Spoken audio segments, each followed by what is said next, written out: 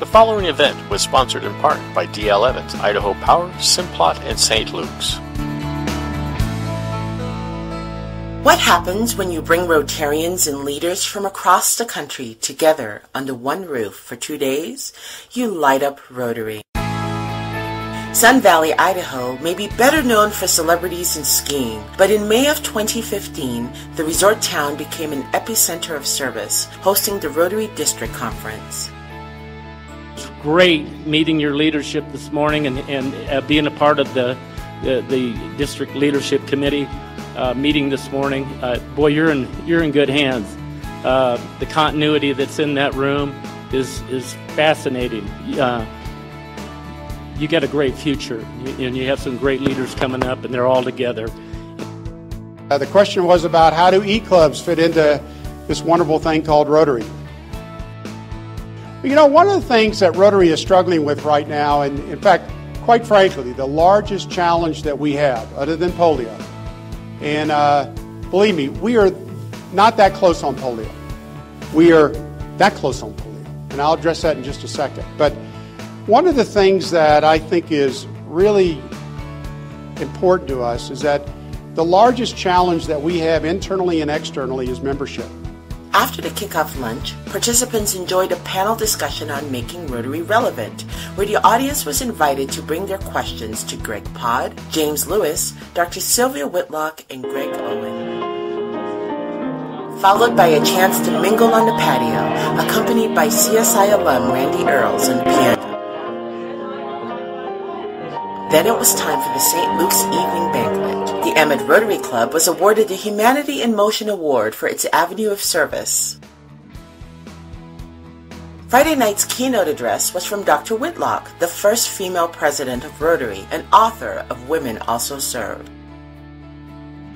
And this was the year I was a president-elect, and so I was invited to attend PETS. And I was reminded to bring my coat and tie because they would be taking directory pictures. So, at that meeting, there were 290 men and 1 woman. But the nicest thing about that proportion was that during restroom breaks, after the keynote address, it was time to let out some steam as the Rotarians went footloose on Friday night. It was time to light up Rotary 80s style, complete with a costume contest and a musical trip down memory lane.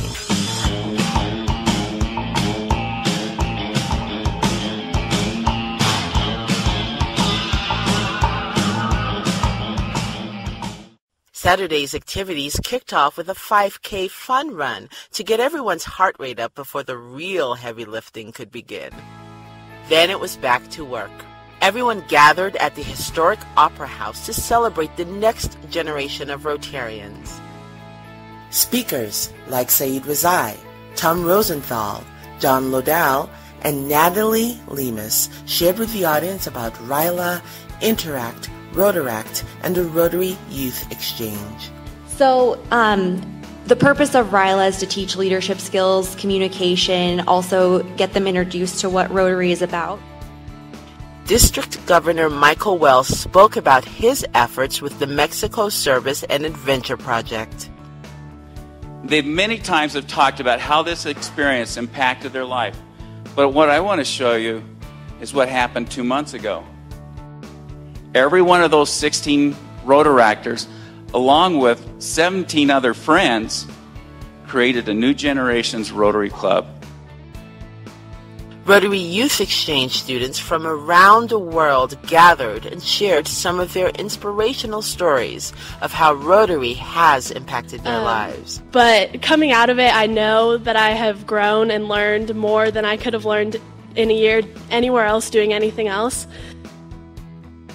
Up next at the Idaho Power Lunch, Greg Owen delivered an important message from Rotary International President Gary Wong. This is the heartbeat of Rotary. Everything that we can do, anything that we can think of to do to help out, to change, every act of kindness that we make is something special. After lunch, polio survivor James Lewis inspired the audience with a message on Rotary's corporate mission to eradicate polio. And they were waiting for about an hour speech, and he simply said this. He got up, never give up. The event wrapped up with the Simplot Grand Banquet. Keynote speaker Greg Owen left us with a final moving address about Rotary International's humanitarian service and regaled the crowd with stories of what your Rotary pin means abroad.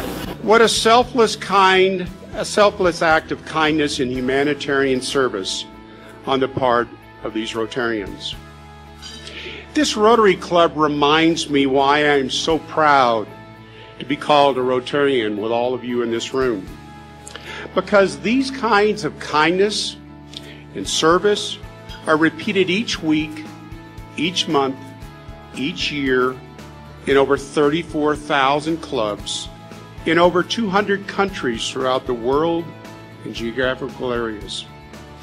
You don't have to be a CPA to understand that that's an awesome statistic. For the last ceremony of the evening, Rick Phillips passed the torch to Kenneth Howell, the new District 5400 governor. And this is what President Ravi Ravindran asks. We have those days as gifts to us, but what President Ravi Ravindran has asked of us as Rotarians is that we be a gift to the world. As Rotarians, we have the ability to do this. We have the obligation to do this. And each of us as Rotarians has received many gifts.